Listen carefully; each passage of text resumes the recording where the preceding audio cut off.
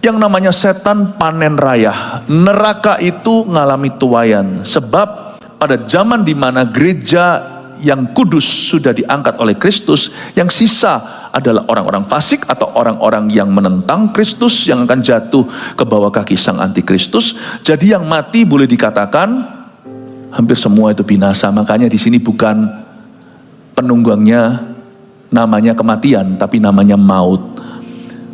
Akan terjadi kematian besar-besaran di dunia karena alasan-alasan terbunuh karena pedang, karena kelaparan, karena sampar, karena penyakit-penyakit baru maupun penyakit-penyakit lama. Death toll, yang namanya jatuh korban itu akan luar biasa. Alkitab mengatakan di sini 1/4 populasi dunia. Berarti hari ini kalau bumi ini 8,1 miliar penduduknya, coba bayangkan dalam waktu sekejap 3,5 tahun, dunia ini akan melihat 2 miliar orang mati. Mari kita saksikan video ini lebih dulu untuk memulai firman yang saya akan bagikan. Silahkan. Susunan kejadian di akhir zaman menurut nubuatan firman Tuhan. Kita berada di titik sebelah kiri gereja masa kini. Akan ada pertemuan di udara ketika Yesus turun dan menjemput gerejanya di awan-awan. Tuhan berkata, 2 orang berjalan di ladang, yang satu diangkat, yang satu ditinggalkan. Tugas kita adalah hidup berjaga-jaga setiap hari, sebab tidak seorang pun tahu waktu dan saatnya. Setelah pengangkatan gereja Tuhan dari atas muka bumi, semua penduduk dunia akan jatuh ke bawah kuasa sang antikristus. 3,5 tahun pertama pemerintahannya akan diwarnai dengan kemenangan. Seperti pangeran berkuda putih, ia dieluk-elukan oleh seluruh penduduk bumi karena bisa memecahkan masalah dunia dengan begitu mudahnya. Namun 3,5 tahun terakhir pemerintahannya, sang 666 akan kelihatan warna aslinya. Juga dalam pemerintahannya, Tuhan akan memukul bumi dengan berbagai macam murka. Malapetaka, bencana alam, perang, dan sakit penyakit yang belum pernah terdengar dan terjadi, akan terjadi di mana-mana. Tuhan membatasi pemerintahannya hingga 7 tahun, jikalau lebih dari itu tentunya seluruh bumi akan musnah. Di akhir pemerintahan sang antikristus, Tuhan akan turun ke bumi bersama dengan orang-orang kudus. Waktu itu, Tuhan akan disambut perang oleh sang antikristus dan nabi palsunya serta semua kroni-kroninya. Namun Tuhan mengalahkan mereka semuanya dan menangkap sang antikristus dan nabi palsu itu serta melemparkan mereka hidup-hidup ke dalam lautan api. Perang tersebut namanya Harmagedon. Kemudian Tuhan membangun kerajaan milenium yang artinya 1000 tahun dan bumi masuk di dalam masa damai. Iblis dirantai dan dicampakkan ke dalam jurang maut selama 1000 tahun itu. Dengan absennya setan dan roh-roh jahat, dunia mengalami pemulihan yang dahsyat. Manusia hidup begitu lama dalam berkat-berkat Allah, sehingga mereka yang hidup sampai 100 tahun akan dibilang terkena kutuk. Populasi bumi yang baru ini belum pernah secara sengaja memilih Kristus, mereka hanya mengalami semua berkat-Nya. Tidak heran, di ujung kerajaan milenium itu iblis sekali lagi dilepaskan. Seperti di Taman Eden, manusia punya pilihan, namun sayangnya manusia tidak memilih Tuhan. Dan setan berhasil memobilisasi seluruh bumi untuk berperang melawan Tuhan sekali lagi, dan ini adalah ujung segala peperangan yang ada di dunia. Perang itu bernama Perang Gog dan Magog. Di situ iblis dikalahkan, dan semua orang yang memberontak terhadap Tuhan binasa. Kita tahu bahwa yang disebut kiamat itu ada bagi orang-orang yang tidak selamat. Tapi bagi orang-orang yang sudah namanya tertulis dalam kitab kehidupan, pahala mereka menanti mereka. Di pengadilan tahta putih itu, Tuhan akan berkata kepada yang satu, enyahlah, sedangkan kepada yang lain, masuklah dalam sukacita Bapakku. Kambing dan domba pun dipisahkan, dan pun membuat perbedaan antara orang fasik dengan orang benar. Setelah pengadilan tahta putih itu, maka orang-orang yang binasa akan mengikuti iblis dan semua malaikat-malaikat jatuh, dan mereka akan dilemparkan ke dalam api neraka untuk selama-lamanya. Sedangkan orang-orang benar yang namanya tertulis dalam kitab kehidupan, mereka masuk ke dalam sorga yang disebut sebagai langit dan bumi yang baru di kitab Wahyu. Kita berada di titik paling kiri di chart atau di peta zaman tadi, yaitu setiap saat Tuhan bisa mengangkat gerejanya. Kedengarannya kayak nggak masuk akal ya. Jangan dimasukkan ke akal manusia yang begitu kecil, perkara-perkara yang di luar pengetahuan manusia. Allah itu lebih luas, lebih besar, lebih nyata daripada yang kita kira. Dan Tuhan berkata, 2 orang berjalan, yang satu diangkat, satu ditinggal. Itu sungguh, dan saya percaya dengan iman, sorga ada, neraka ada, Tuhan ada, dan saya percaya firman-Nya pasti akan digenapi. Yang percaya katakan amin. Bangkitnya Sang Antikristus setelah pengangkatan gereja yang terjadi bisa saja setiap waktu, setiap saat. Kita hanya bisa hidup berjaga-jaga. Mari kita buka Wahyu pasal 6 ayat pertama. Kita mulai membaca tentang meterai-meterai yang dibuka di akhir zaman. Ayat pertama, maka aku melihat anak domba itu membuka yang pertama dari ke-7 meterai itu. Dan aku mendengar yang pertama dari ke-4 makhluk itu berkata dengan suara bagaikan bunyi guru, mari, berhenti. Ayat pertama, aku di sini adalah Yohanes. Rasul Yohanes di Pulau Patmos mendapat wahyu. Dia melihat anak domba itu Yesus Kristus. Yesus membuka meterai pertama dari ke-7 meterai itu. Meterai 7 meterai ini bicara tentang murka Allah setelah pengangkatan gereja. Ini semua dari Wahyu 6 ke atas adalah post-rapture events atau kejadian-kejadian setelah gereja diangkat. Absennya gereja perjanjian baru di atas muka bumi. Jadi please don't call me. Kalau Anda ada di sini yang tertinggal, terus cari pendeta yang ditinggal adalah pendeta yang fasik. Karena pada waktu itu bahasa sekolah minggu yang tinggal pada orang-orang benar hanyalah sisa-sisa baju mereka ketika mereka dalam waktu sekejap mata, kata Tesalonika. Sangkakala hanya didengarkan oleh orang benar, kita diubah dalam sekejap dalam kemuliaannya dan bertemu dengan Yesus di awan-awan. Itu bukan halusinasi manusia, itu firman tertulis di perjanjian baru lewat surat Paulus. Dan Yesus pun pernah mengatakan, 2 orang di kilangan, 1 ditinggal, 1 diangkat. Kita nggak tahu kapan itu terjadi, tapi Alkitab menjelaskan sesudah itu apa yang akan terjadi. Meterai-meterai dibukakan. Dan aku mendengar orang pertama dari ke-4 makhluk itu berkata dengan suara bagaikan bunyi guru. Ke-4 makhluk di sini adalah God's mighty angels, atau malaikat-malaikat Allah yang penuh dengan kuasa, namun tidak maha kuasa. Tidak ada malaikat yang maha kuasa. Malaikat-malaikat ini menahan kejahatan di dunia, mulai dilepaskan penjagaannya. Tidak total, kalau total bumi binasa. Meskipun tanpa gereja pun dunia masih memperoleh belas kasihan Allah. Tuhan itu panjang sabar, itu sabarnya panjang beneran. Tapi dunia udah berbeda tanpa gereja. Coba bayangkan, ada kita aja LGBT sudah bebas. Ada kita aja negara-negara semakin hari semakin antikristus. Apalagi tanpa kita. Kalau nggak ada penjaganya, nggak ada papa mama aja nakal. Tunggu nanti kalau dia sekolah luar negeri, bebasnya nggak keruan. Gereja itu hikmat Allah, meskipun banyak sekali cacat celah di dalam sejarahnya.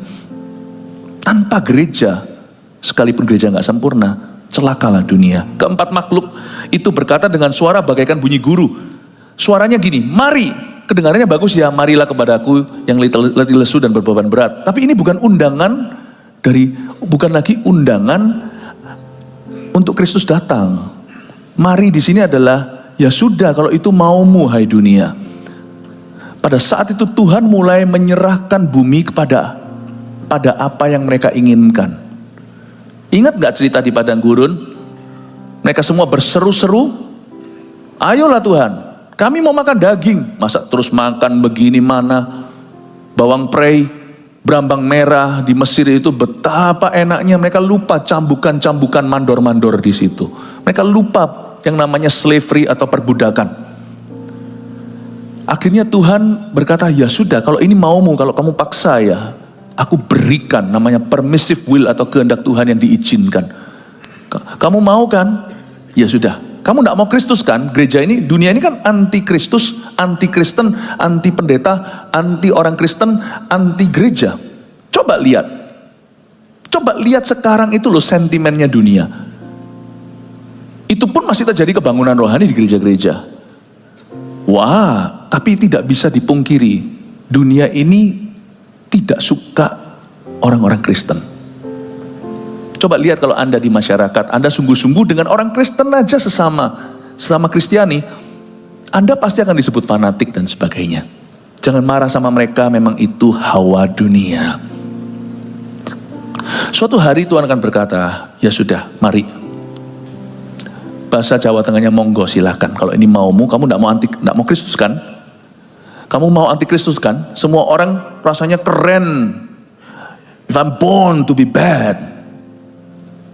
Kebaikan itu tidak menarik. Kejahatan itu menarik. Anak-anak muda coba lihat. Kalau nggak sungguh-sungguh berakar pada Tuhan. Mereka kalau bisa membuat sesuatu yang gila-gilaan itu, padahal mereka nggak suka.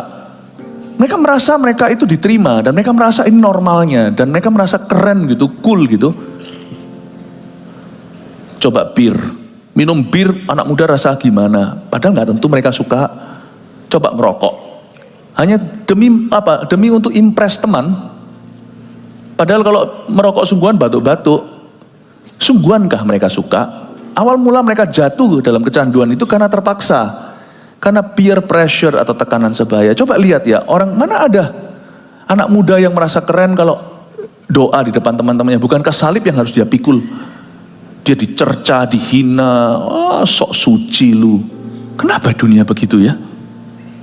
Emang hawanya anti Kristus. Suatu saat Tuhan akan berkata, ya sudah, mari kita lihat apa yang keluar ketika Tuhan berkata mari. Dan aku melihat sesungguhnya ada seekor kuda putih. Dan orang-orang yang menunggang, orang yang menungganginya memegang sebuah panah, dan kepadanya dikaruniakan sebuah mahkota. Lalu ia maju sebagai pemenang untuk merebut kemenangan. Wow, seekor kuda putih, ada orang yang menunggangi, bahasa Chinese-nya Pai Ma Wang Zi. Pangeran berkuda putih, Yesus ini pasti. Pokoknya putih pasti Yesus. Malaikat jatuh pun bisa pura-pura jadi malaikat terang kok. Saya tunjukkan bahwa ketika Tuhan berkata mari kali ini, yang datang ke dunia bukan Kristus, karena Kristus ditolak bolak-balik. Yang datang adalah antinya Kristus, yang mirip-miripin diri dengan Kristus bagi dunia atau Mesias. Dia mempresentasikan diri sebagai juru selamat dunia dan diterima dengan mudah. Karena dia sesuai dengan ekspektasi bumi, tapi nanti dunia akan kecewa. Seekor kuda putih di sini bukan Mesias, tapi 666. Palsuan Mesias itu, kebaktian kedua nanti saya jelaskan. Kira-kira dia ini kayak apa? Di zaman orang-orang Yahudi ngalami aniaya yang lebih tinggi, di mana orang-orang bumi sudah tidak ada gereja perjanjian baru lagi. Tapi sekarang mari kita fokus sedikit tentang 666 ini. Seekor kuda putih, orang yang menungganginya memegang sebuah panah. Kalau Yesus Kristus memegang pedang bermata dua, gak pernah ada gambaran Yesus pegang panah. Yang pegang panah di Kejadian itu Nimrod. Nimrod yang membangun satu peradaban namanya Babilonia. Babel itu negara adikuasa zaman dulu di daerah Irak, Iran. Sekarang Irak tidak berdaya. Tapi disitulah hotbed, di situ dari dulu itu tempat semua konflik dunia di daerah-daerah Timur Tengah. Pegang panah itu lambang Nimrod. Saya tidak mau kita terlalu masuk ke simbolisme, nanti jangan-jangan buat patung Yesus pakai pedang pun itu bukan Tuhan. Siapa yang pernah lihat Yesus sehingga kita bisa wujudkan dia dari buatan tangan manusia? Sembah aja Tuhan Yesus dalam roh dan kebenaran. Tidak perlu wujudnya, suatu hari kita akan ketemu muka dengan muka. Ini bukan Kristus, dia pegang panah. Kepadanya dikaruniakan sebuah mahkota. Ini mahkota dari setan, dari iblis, dari Lucifer itu. Ini orang diurapi oleh setan. Inilah seorang individu, seorang insan yang paling diurapi sepanjang sejarah oleh iblis. Ini urapan palsu. Lalu ia maju sebagai pemenang untuk merebut kemenangan. 3,5 tahun pertama pemerintahannya, dia memukau dunia dan membanggakan. Seperti yang tadi saya katakan dalam video, dia menyelesaikan banyak persoalan global dunia. Perang Timur Tengah, tentang kelaparan, global warming dan sebagainya. Belum ada loh satu kepala negara yang bisa menyelesaikan persoalan-persoalan global, belum ada. Nanti ada. Dan dia dianggap dielu-elukan, tapi 3,5 tahun berikutnya akan mengerikan. Kelihatan warna aslinya, dunia akan kecele. Karena dunia lebih memilih ini daripada Kristus sesungguhnya, sentimen dunia itu akan berakhir mengecewakan. Makanya jangan ikut-ikutan dunia. Zaman sekarang itu loh, gladi resik, gladi kotornya adalah boleh punya sosial media, gak usah ikut-ikutan di jalur itu. Jadikan aja itu hobi lah, atau sesuatu yang sampingan. Hidup utamamu tidak berasal dari sana. Gak usah ikut-ikutan dengan bumi ini. Punya boleh, itu sekedar teknologi, kelengkapan. Janganlah damaimu di sana. Tapi juga jangan jadi orang aneh, hidup di dalam goa hanya berdoa, gak relevan. Hiduplah sesuai dengan zaman, tapi jangan ikut-ikutan. Ayo jangan tegang, katakan kiri kanannya, ayo kita ikut Tuhan, jangan ikut-ikutan sama dunia.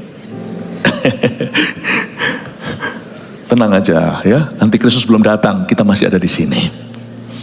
Ayat 3, dan ketika anak domba itu membuka meterai yang kedua, aku mendengar makhluk yang kedua berkata, mari. Malaikat kedua berkata, mari.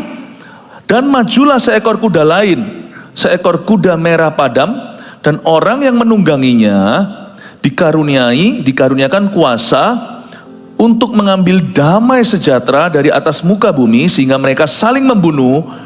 Dan kepadanya dikaruniakan sebilah pedang yang besar. Kuda pertama, Pai Mawangzi, kuda pertama adalah kuda putih dengan penunggangnya. Tapi kuda kedua, meterai kedua adalah kuda merah padam. Merah yang gelap. Yang menunggangi diberi kuasa, dia gak punya kuasa sendiri. Dia diberi kuasa karena Tuhan berkata, ya sudah kalau ini dunia mau, dunia gak mau aku, dunia mau kamu, silakan, they're yours. Mereka milikmu. Akhirnya majulah dia. Kuasa yang diberikan adalah untuk mengambil damai sejahtera dari atas muka bumi. Dari ayat ini saya mengambil kesimpulan bahwa damai itu karunia Allah. Meskipun dunia ini gak menyembah Tuhan, tetapi masih ada damai. Tuhan masih berbelas kasihan dan memberi kesempatan. Tahukah damai di hidupmu itu adalah kasih karunia Allah? Kalau Anda bisa bangun tidur hari ini, puji Tuhan liburan. Atau masuk kerja, banyak masalah tapi kita masih dapat kekuatan baru untuk bekerja sehari lagi dan menghadapi. Itu Tuhan. Damai itu dari Tuhan. Tolong dijaga, dihargai, dipelihara, dan disyukuri. Kalau kita bisa punya lebih ya silakan. Tapi kalau kita nggak bisa, janganlah tukarkan damai itu dan berkata, aku stres dan depresi ya, aku mau mati ya, bunuh diri. Bagi orang yang dikit-dikit mau mati ya, FYI for your information, Anda belum cukup bagus untuk mati. Emangnya sana bawa apa ke Tuhan? Kenapa Tuhan merugi menciptakanmu? Jangan merasa mulia kalau minta mati itu, meskipun bukan mau bunuh diri maksudnya, suruh Tuhan cabut nyawa. Jangan gitu ah. Bolos kok gembar-gembor ke sorga. Sana belum melakukan apa-apa kok, bangga-bangga mau meninggal dunia. Itu adalah doa yang patut dapat tamparan malaikat. Justru itu akan membuka celah untuk setan bekerja di dalam hidupmu. Jangan dikit-dikit mau mati. Berjuang. Hidup ini adalah kesempatan. Selagi kita masih hidup, jangan bilang mau mati. Berbuahlah. Kalau belum berbuah, gara-gara semak belukar, cabuti itu semaknya. Jangan beralasan dengan seperti dan berkata, Tuhan cabut saja nyawaku. Sorry ya ngomong saya kasar. Lu kira lu siapa doa kayak begitu? Tuhan. Jangan gurui Tuhan. Mati itu adalah kodrat, kedaulatan Allah maksudnya. Mati itu kedaulatan Allah. Jangan campuri. Hidup itu keputusanmu. Saya ngomong seperti ini ya, karena damai itu jangan kau jual. Jangan main-main dengan ucapanmu yang bisa mencabut damai itu. Damai ini tidak perlu, damai ini ketika menjauh maka hati akan saling membunuh. Coba lihat, si penunggang kuda merah padam ini bahkan tidak perlu memulai perang. Damai diambil, manusia saling bunuh. Coba ketika damai diambil dari perusahaan Anda, kongsian akan saling perang. Ketemunya di pengadilan. Damai ini kalau hilang, perang. Karena itu tidak perlu memulai peperangan. Damai aja saling curiga, maka bangsa angkat senjata melawan bangsa, negara bangun nuklir satu lawan lainnya. Sejak Perang Dunia Kedua ada tercatat 150 sekian peperangan signifikan di dunia ini. Dan budget yang telah dikucurkan untuk perang seluruh bumi sejak World War II adalah $1 triliun. Orang berkata, kasih orang miskin karena orang miskin. Berhenti perang aja, ikuti damai Kristus, tidak akan ada poverty di bumi, tidak akan ada kemiskinan di dunia. Jadi kita sekarang ngerti, yang menahan berkat itu bukan gereja, tapi perang-perangan di dunia.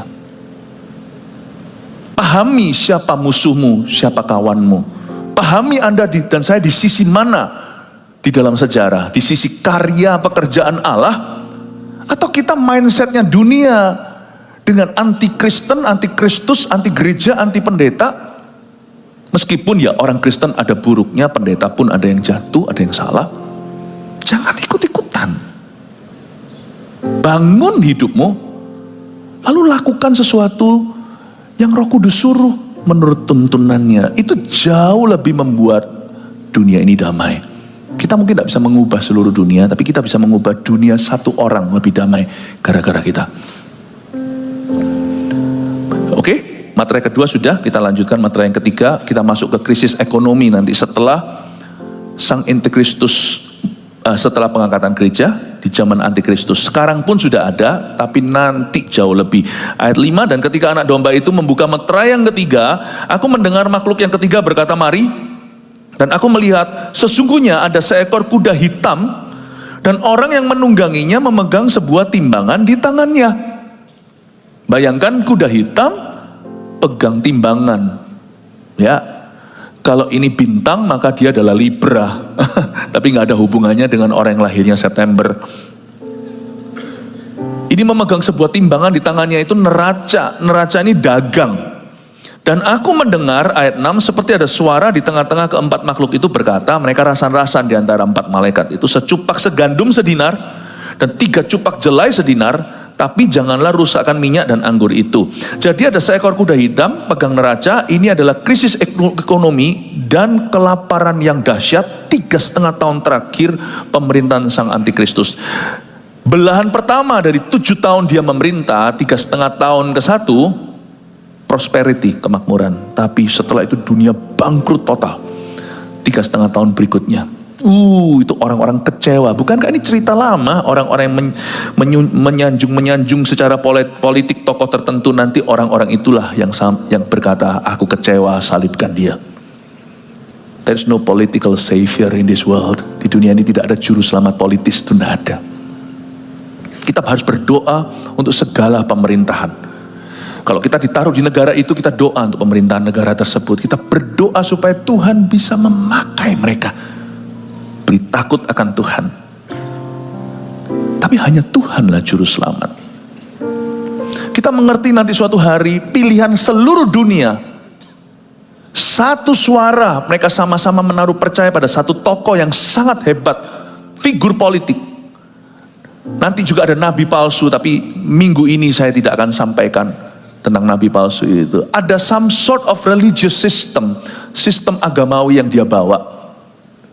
Ya, mempersatukan agama mungkin secara universal, saya tidak tahu, saya nggak bisa bayangkan maksud nubuatan itu seperti apa persisnya. Saya beritahu ya, pada suatu saat nanti seluruh dunia akan kecewa dengan pilihannya, karena mereka tidak memilih Kristus dan tidak memilih jalan Tuhan. Krisis ekonomi akan gila-gilaan. Saya dikasih contoh oleh malaikat dalam rasan-rasan mereka, secupak gandum sedinar. Secupak itu 1 liter, cupak itu liter. Jadi bayangkan kalau gandum, orang Indonesia nggak terlalu makan roti. Jadi pikirkan aja gandum itu beras, secupak seliter beras, sedinar itu harga sehari upah kerja. Upah kerja harian berapa di Indonesia? Per now 2024, Kalau saya salah, sorry ya, karena saya bukan seorang ekonomis, saya seorang pendeta, jadi saya nggak terlalu ngikuti, ya. Tapi taruhlah 200.000. 1 liter beras 200.000. Saya nggak tahu sekarang, ibu-ibu, kalau Anda belanja di pasar atau di supermarket, 1 liter beras itu harganya berapa? 20.000? Berapa? 17-15.000. Ini mengikuti, puji Tuhan ada mereka. Pendeta tidak lengkap kalau tidak ada ibu-ibu rumah tangga. 17.000, 15.000, nanti jadi 200.000 seliter. Bukan karena mahal, karena langka. Jadi sana punya 200.000 pun tidak dapat oksigen gitu loh, seperti zaman COVID. Zaman itu akan luar biasa. Life, hidup akan turun standarnya sampai di level bare necessities bahasa Inggrisnya, sampai di level kebutuhan pokok, bukan luxury. Jadi please jangan ngomel dengan fasilitas hari ini, bersyukurlah untuk apa yang kau miliki. 5 roti 2 ikan kau kelola bisa memberi 5.000 orang makan. Tetapi janganlah rusakkan minyak dan anggur itu. Minyak, ini minyak zaitun, kalau orang-orang Yahudi itu untuk celup roti, itu makanan mewah. Anggur itu untuk pesta. Jadi saat itu terjadi krisis ekonomi, yang beruntung adalah, nggak fair saya ngerti, yang beruntung adalah orang yang paling kaya. Diborong semua tuh beras. Tetapi janganlah rusakkan minyak dan anggur itu. Dengan kata lain, pada saat itu dunia akan begini bunyinya. The survival of the richest, bukan survival of the fittest. Sekarang kan siapa yang lebih kuat, hukum rimba kan, dia yang dapat. Tapi yang nanti siapa lebih kaya akan bisa melangsungkan hidup. Jadi lebih ngeri saat itu jomplang kaya miskin. Tidak pernah Anda melihatnya seperti zaman nanti Kristus. Sebab 3 cupak jelai sedinar waktu itu. Berarti punya uang pun nanti, orang kaya pun nggak tentu dapat. Karena yang super kaya yang bisa survive. Jadi bisa bayangkan nggak dunia saat itu huru haranya kayak apa? Kalau Anda ditinggal, please don't call me. I hope I will not be around. Karena saya harap saya tidak ada di tempat. Kalau saya di tempat celaka saya, berarti kan saya ditinggal. Ya, jangan telepon Pastor Yohanes. Pastor Yohanes juga pasti diangkatnya. Bukan berarti kita takut ya aniaya, enggak sih. Saya rasa ini kutukan Allah, bedakan aniaya. Sekarang pun ngalami aniaya. Kita semua itu loh, sekarang itulah dibully sana sini. Di beberapa negara orang Kristen bahkan mati.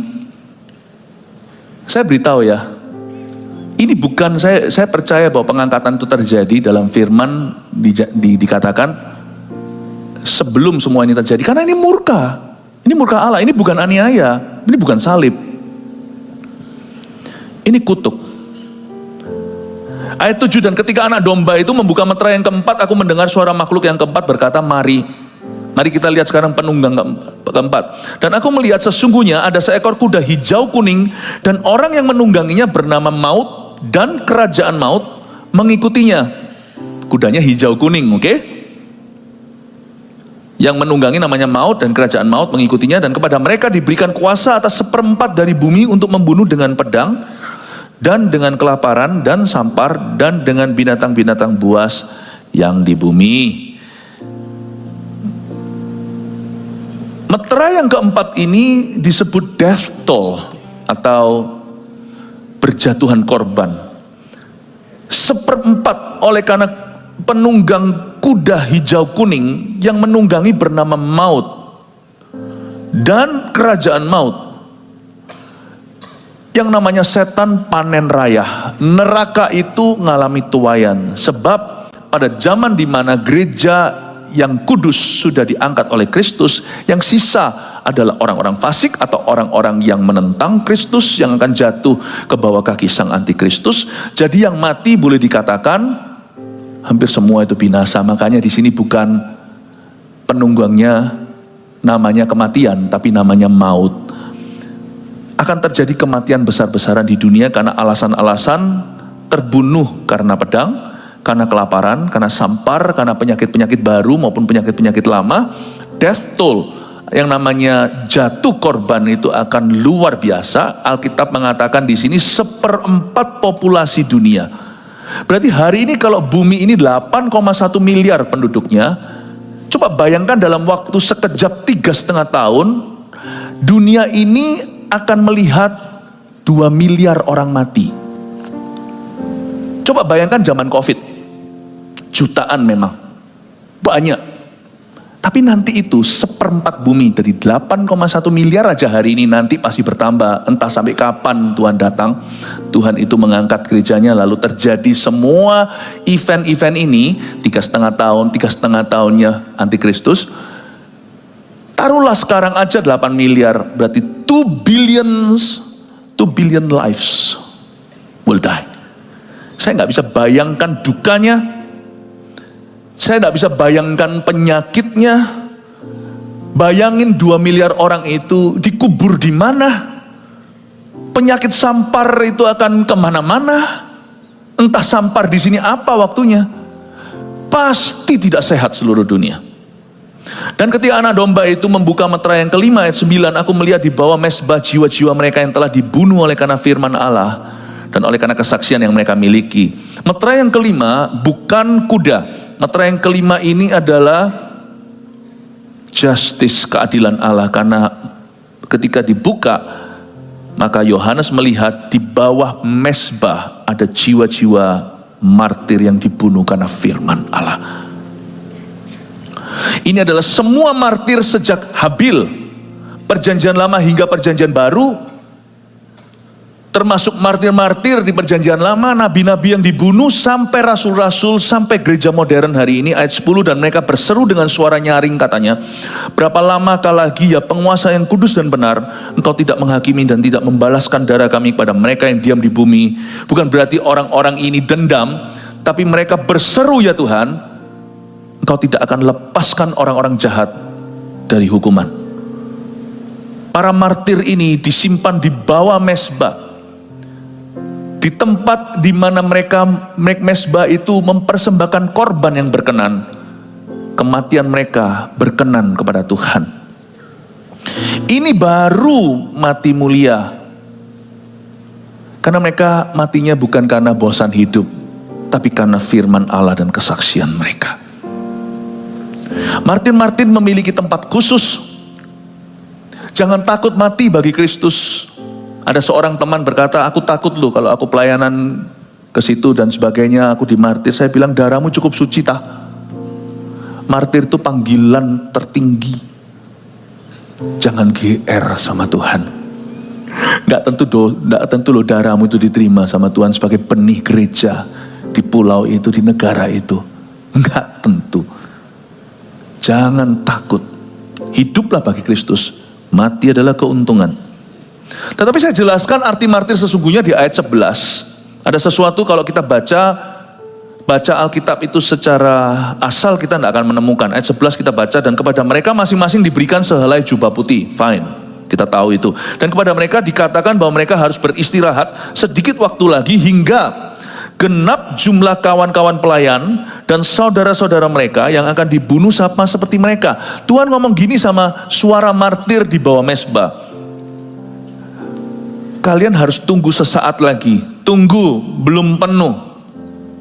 Hingga genap jumlah kawan-kawan pelayan dan saudara-saudara kalian yang akan dibunuh sama seperti kalian. Kata hingga genap jumlah kawan-kawan pelayanan dalam bahasa asli Wahyu ini yaitu Yunani, dia tidak ada kata jumlahnya. Tapi supaya nyambung sama penterjemah Alkitab ditambahkan sedikit. Bukan berarti mengubah Alkitab, tidak. Tapi supaya kita jelas. Sebenarnya bunyinya begini. Karena bahasa Indonesia perlu kata sambung, bahasa Inggris pula. Hingga genap, mestinya hingga genap kawan-kawan pelayan dan saudara-saudara mereka yang akan dibunuh sama seperti mereka. Tidak. Kata jumlah itu kata penyambung. Maksud saya apa? Gak tentu bicara tentang kematian. Arti broad atau arti luas martyrdom itu bukan mati bagi Kristus, tapi hidup bagi Tuhan. Hingga genap kawan-kawanmu, sampai kawan-kawanmu itu genap, sampai gereja Tuhan karakternya disempurnakan. Jadi Tuhan tidak merujuk Tidak mengacu pada berapa banyak orang lagi yang akan mati, baru aku adili. Tapi Tuhan berkata, kamu tunggu karena darahmu itu benih, tunggu sampai gerejaku itu penuh, rumahku harus penuh, tunggu sampai gerejaku itu karakternya satu-satu sempurna, yang gegeran di antara mereka itu bisa berdamai. Meskipun untuk damai perlu dua sisi, tapi minimal Tuhan melihat yang benar itu disempurnakan. Allah menunggu hamba-hambanya, Anda dan saya, anak-anaknya, agar karakter kita semakin seperti Kristus. Maka aku akan mengadili dunia ini. Luar biasa ya. Tapi Tuhan tidak akan menunggu kita sempurna kalau kita berlambat-lambat, sebab kedatangan Tuhan Siso pasti tidak akan menunggumu. Di kitab Roma, Paulus mengatakan sampai genap jumlah orang-orang dari bangsa-bangsa lain masuk kerajaannya. Nah, kata genap itu berapa? Nggak ada orang yang tahu. Zaman dulu ketika ada seorang evangelis yang sudah almarhum hari ini di Afrika, lalu dia berkhotbah 1 juta orang terima Tuhan. Saya berdoa supaya ada penginjil-penginjil seperti ini lagi. Setiap kali Anda melihat 1 juta orang terima Tuhan, kita bahagia, tapi kita juga patut sedih. Berarti kuotanya sudah keambil 1 juta. Waktu Tuhan semakin dekat, tidak mungkin semakin jauh. Bukan hanya lewat gempa bumi, tanda-tanda zaman. Kita nggak tahu kapan, tapi kalau kita melihat bahwa Injil diberitakan sampai ke ujung dunia, waktunya makin singkat. Dan hingga genap jumlah orang-orang non-Yahudi yang masuk dalam kerajaannya, karena sebenarnya loh di bumi ini, apalagi di zaman teknologi, mana ada sih orang yang belum dijangkau sama Injil? Sudah semua, minimal mereka sudah pernah dengar Injil. Seorang misionaris pernah berkata, gak usah injili 1 orang 2 kali sebelum semua orang diinjili sekali. Ya itu ada betulnya. Tapi kalau yang kita perlu injili itu adalah papa kita sendiri, mama kita, anak kita, saudara kita. Dia gak mau sekali ya, jangan menyerah lah. Kenapa? Karena itu adalah orang yang kita kasihi. Itulah sebabnya gereja tidak sama dengan organisasi penginjilan yang pergi ke seluruh dunia. Gereja itu bercokol di komunitas itu lagi dan lagi, terus cari si bungsu. Sudah masuk ke dalam rumah bapaknya, keluar lagi tersesat, kita cari lagi kemudian hari. Tapi bagi orang yang suka berlamban-lamban, ingatlah kalau Injil diberitakan sampai seluruh dunia, dan ada 1 orang lagi terima Tuhan, kursimu sudah diambil. Jadi please jangan lamban-lamban, yang mau baptis, yang mau apa, tunggu aja esok hari. Kenapa? Karena takut pikul salib. Aduh, aku kalau nanti dibaptis, nanti kalau teman-temanku enggak suka. Aku kalau dibaptis nanti, apakah aku bisa, nanti aku enggak boleh ini, enggak boleh itu. Itu sama dengan orang kawin enggak mau menikah tapi enggak kamguan. Orang menikah tapi enggak terima. Nanti kalau aku sudah married, enggak boleh dong aku sleep around. Nggak boleh dong aku itu bergaul bebas. Lah ya iya, pernikahan sih nggak sempurna. Pasti ada yang namanya tukaran, konflik di antara. Tapi kan kita nggak siap-siap untuk perselingkuhan. Mana ada orang menikah dan berkata, masih boleh nggak ya aku selingkuh? Pikiran kita pasti tutup pintu belakang. Itu pun masih banyak persoalan di depan. Baptis itu nggak usah takut nanti nggak boleh ini, nggak boleh itu. Kalau Tuhan bilang nggak boleh, pasti nggak bagus buat you. Ngapain kita eman, ngapain kita sayangi? Kalau kita memang mau betul-betul merit dengan Tuhan, lepaskan segalanya. Apa di depan kita gagal, kita hadapi satu persatu, hari per hari. Nggak usah takut juga pikul salib. Sebab kalau kita lamban, kita ambil kuota orang. Ngapain sih gereja itu kejar orang-orang itu melulu? Harusnya kita merasa malu kalau kita itu jadi target misi, bukannya by age. Kalau kita sudah kenal Tuhan lebih dari 1 tahun, harusnya kita sudah jadi misionaris. Rasul-rasul itu loh, cuma 3,5 tahun sama Yesus, 3,5 tahun doang sudah jadi rasul-rasul. Kita yang sudah kenal Tuhan 13 tahun, 30 tahun, masih terus diajak istrinya, ayolah doa. Aduh, menghabiskan potensi kami, meskipun kami tidak keberatan karena kami cinta. Namanya cinta itu kan begitu, kasih itu akan terus menerus, mau nggak mau. Tapi kalau kita sudah jadi orang Kristen bertahun-tahun ya gitu-gitu. Makanya kita tuh selalu kan berkata ayo CG karena CG itu pemuritan. Kita nggak diganggu privasinya. Tapi di CG kita diajari untuk bertumbuh dan melayani. Nggak gitu-gitu doang, nggak gitu-gitu saja. Saya sih nggak mau jadi beban, karena masih banyak jiwa di luar sana yang belum kita jangkau sekali. Kenapa? Gereja harus menjangkauku 7 kali. Tangkap ya Bapak Ibu Saudara. Sejak saya lahir baru, saya membuat keputusan. Aku tidak perlu dijangkau bolak-balik. Cukup. Kalau aku lemah aja, tolong jaga. Tapi tidak perlu kau jangkau aku lagi dan lagi. Amin Bapak Ibu Saudara. Firman ini mungkin sangat-sangat solid, sangat-sangat keras. Tapi saya rasa ini kita perlukan. Lanjut lagi sedikit ya. Kita lihat ayat yang ke-12. Maka aku melihat ketika anak domba itu membuka meterai yang ke-6 nih. Sesungguhnya terjadilah gempa bumi yang dahsyat. Dan matahari menjadi hitam. Bagaikan karung rambut dan bulan menjadi merah seluruhnya bagaikan darah. Menurut saya ini bukan kiasan, ini akan kejadian sungguhan. Tapi bukan di zaman kita sekarang karena kita masih ada di dunia gereja Kristus.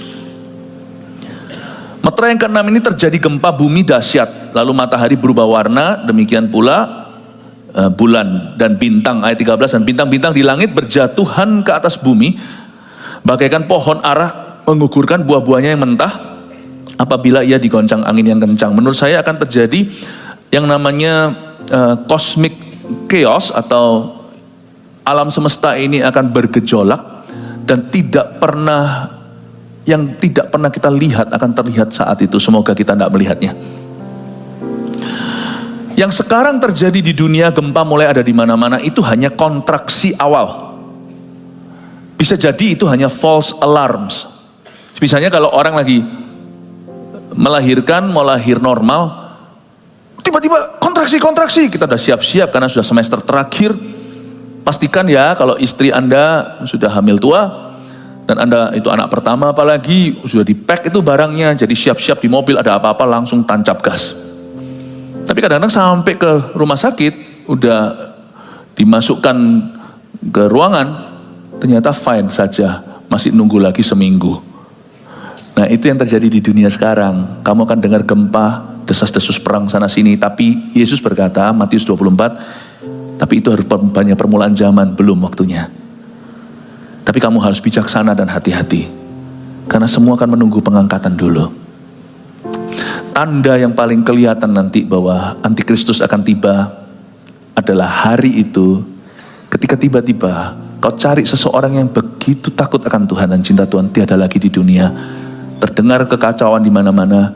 Mungkin CNN, BBC, semua major news TV akan mereportkan sesuatu, semua lenyap sana sini, segala jalan, segala jalur kehidupan.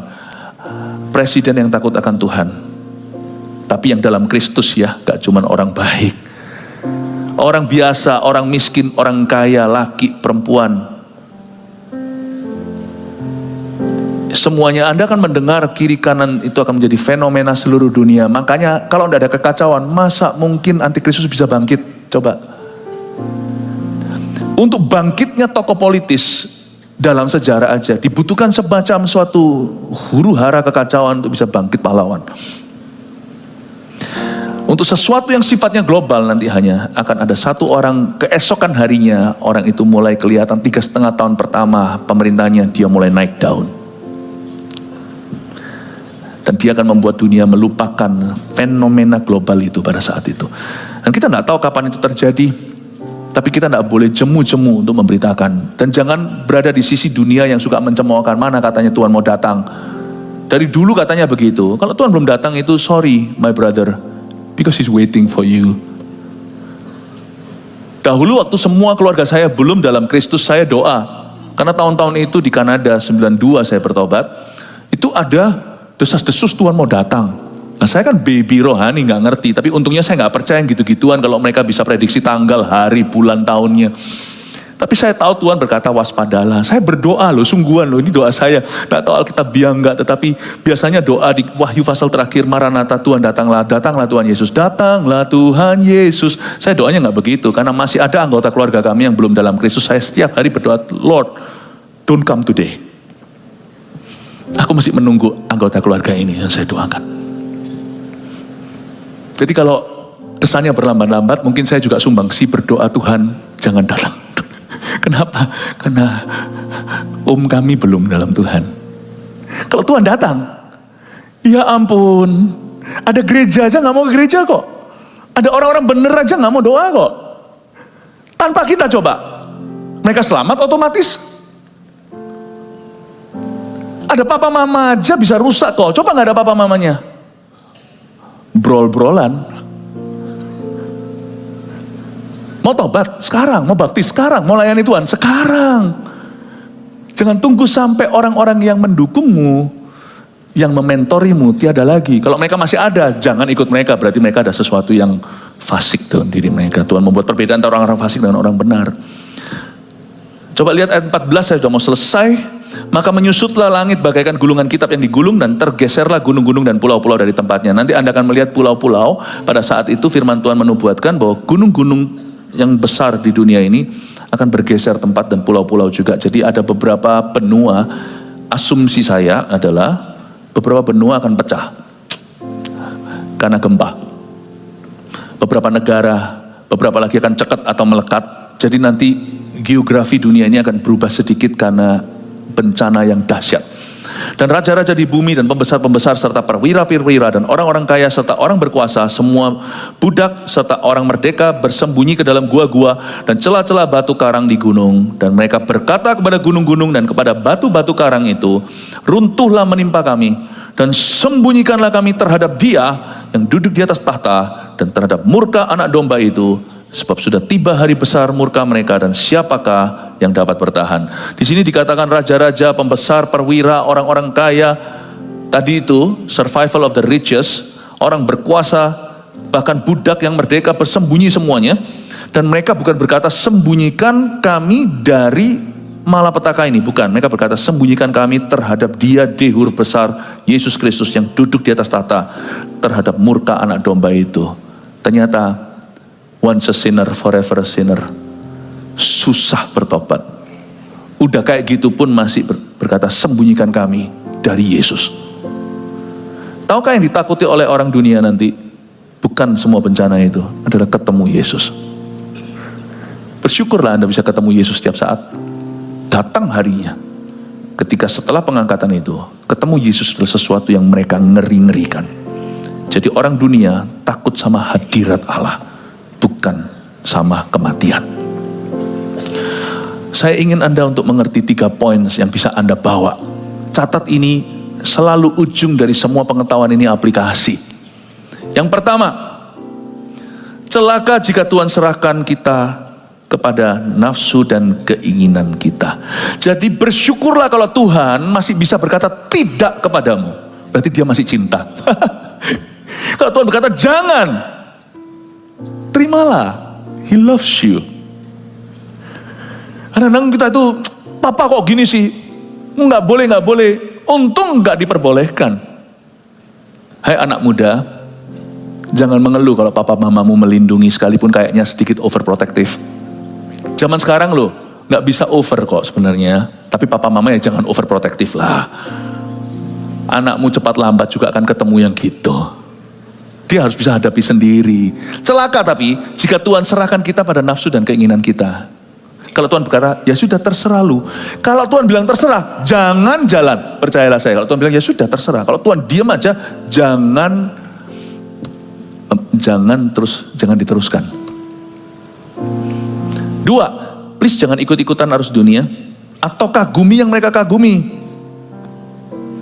Zaman sekarang ini orang-orang Kristen malah suka flirting loh. Coba bayangkan, flirting sama orang-orang yang tidak percaya Tuhan. Banyak. Boleh, kita harus mengasihi sesama kita, gak peduli latar belakangnya. Tapi jangan samakan Tuhanmu dengan Tuhan mereka. Kita gak usah diskriminasi, prejudisme, gak usah. Tapi kita sebagai umat Injil, kita harus pegang teguh. Jangan samakan kalau Anda tahu keyakinan, kalau Anda punya keyakinan. Jangan flirting, jangan bercumbu sama orang-orang dunia. Jangan kagumi yang mereka kagumi. Gak usah ikut-ikutan. 3, kita belajar sesuatu. Kalau damai sejahtera tadi adalah karunia kan. Jadi begini, damai sejahtera itu karunia. Dan hanya ditemukan in Christ alone. In Christ only, di dalam Kristus. Saya percaya pelajaran ini menjadi sesuatu yang berharga buat kita semua. Hari ini kita mengerti bahwa Sang Antikristus akan bangkit setelah pengangkatan gereja. Sebelum gereja diangkat, perhatikan 3 ini. Hiduplah dalam kasih Yesus. Foto ini, 1, 2, 3, silakan. Haleluya, kasih tepuk tangan untuk Tuhan.